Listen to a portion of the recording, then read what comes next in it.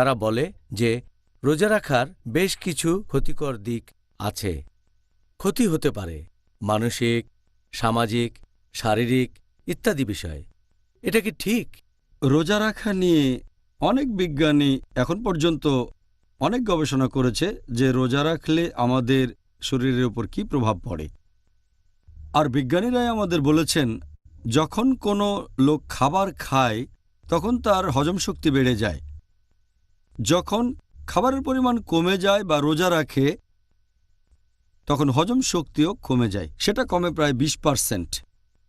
আর যদি পরপর কয়েকদিন রোজা রাখে 1 মাসের জন্য তখন এই শক্তিটা আরও কমে আসে।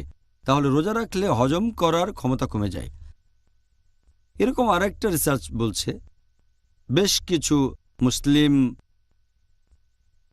পুরুষ এবং নারীকে নিয়ে এটা করা হয়েছে যারা রোজা রাখে। এখানে দেখা গেছে যে সবার ওজন সামান্য কিছুটা কমে গেছে, তবে গ্লুকোজের লেভেলটা বেড়ে গেছে।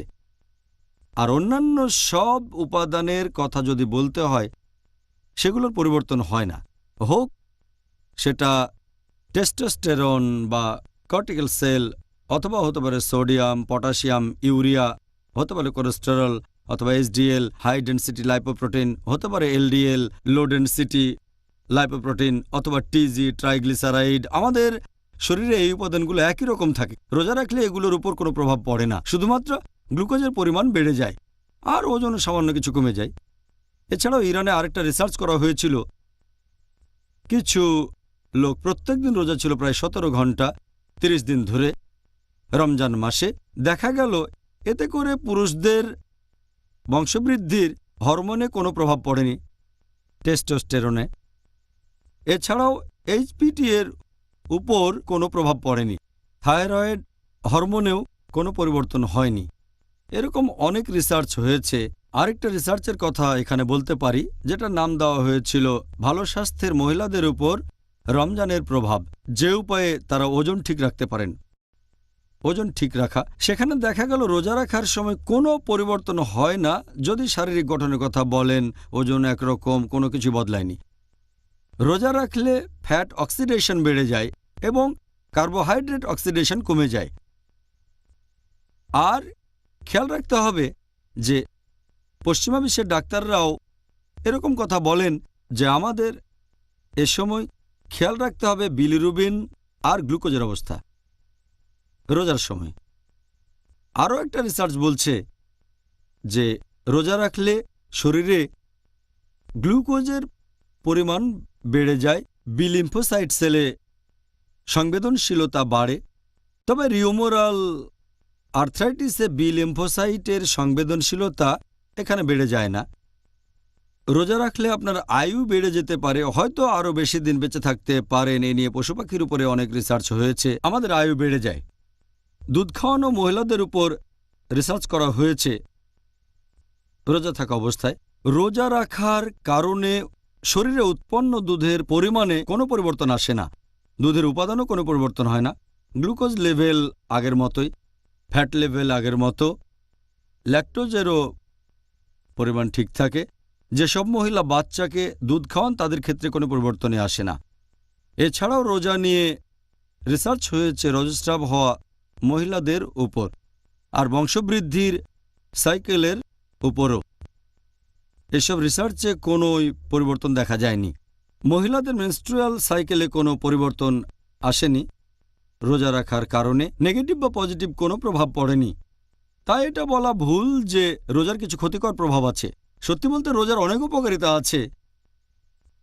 যেমন রোজার কিছু উপকারিতা হচ্ছে, রোজা রাখলে কিছু রোগের ক্ষেত্রে উপকার পেতে পারেন, যেমন রিউম্যাটয়েড আর্থ্রাইটিস, অস্টিও আর্থ্রাইটিসে উপকার পাবেন। এছাড়াও রোজা নিয়ে আরও রিসার্চ হয়েছে যে পশু পাখি যখন অসুস্থ থাকে তখন খাবার খেতে চায় না। বাচ্চাদেরও একই অবস্থা, বাচ্চারা যখন অসুস্থ থাকে তখন খাবার খেতে চায় না। পরিবারের লোকজন তাদের জোর করে খাবার খাওয়ায়। রিসার্চে আরও দেখা গেছে যে যখন কোনো অসুস্থ লোক খাবার খায় এটা তাকে তাড়াতাড়ি সুস্থ হতে বাধা দেয়, রোগ প্রতিরোধ ক্ষমতা কমে যায়। তাহলে কেউ যদি অসুস্থ অবস্থায় রোজা রাখে সে তাড়াতাড়ি সুস্থ হয়ে যায়। সেজন্যই ডাক্তাররা এখন অনেক ট্রিটমেন্ট দেয়, তার মধ্যে রোজাও একটা। বিভিন্ন ধরনের রোগে পশ্চিমা বিশ্বে অনেকে করে, কারণ যখন কেউ রোজা রাখে তার শরীর বিশ্রাম পায় আর শরীর থেকে টক্সিনগুলো বের হয়ে যায়, এতে তাড়াতাড়ি সুস্থ হয়ে যায়। এছাড়াও রোজা রাখলে আপনার ব্যবহার বদলে যেতে পারে। যদি কেউ কিছুতে আসক্ত থাকে, অথবা ধরেন কেউ অ্যালকোহলিক, একথা আগেও বলেছি, অথবা হয়তো চেইন স্মোকার, রোজা রাখলে সে হয়তো এই আসক্তি থেকে মুক্ত হতে পারবে। এছাড়া অনেকে হয়তো অন্যান্য জিনিসে অভ্যস্ত, যেমন চা, কফি, রোজা রাখলে তারা এগুলো থেকে বিরত থাকবে। রমজান মাসে টানা 30 দিন রোজা থাকবে, তখন এগুলোতে আগ্রহ কমে যাবে, তারা তখন স্বাস্থ্যকর খাবার খেতে পছন্দ করবে। তাহলে রোজার সময় আপনারা এইসব থেকে দূরে থাকবেন। যদি 1 মাস বাদ দিতে পারেন তাহলে সারা জীবনও পারবেন। হ্যাঁ, অবশ্য এমন কিছু রোগ আছে, যেমন ধরেন ইনসুলিন নির্ভর ডায়াবেটিস।